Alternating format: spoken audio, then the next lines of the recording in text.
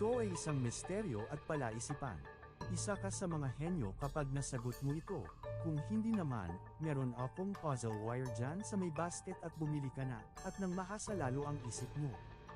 Ito ay kwento tungkol sa magkasintahan. Ang magkasintahan ay pumunta sa restaurant para mag-date at kumain, habang nag-aantay ng order na pagkain.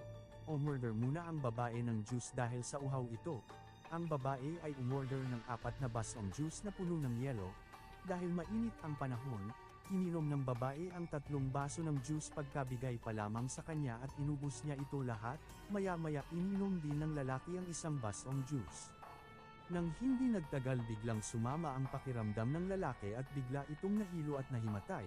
Nang dumating ang doktor, sinabi ng doktor na may lason ang kanilang inumin. Ang tanong sa misteryo ay papaano na ang lalaki lang ang nalason at ang babae ay hindi? Ilalagay ko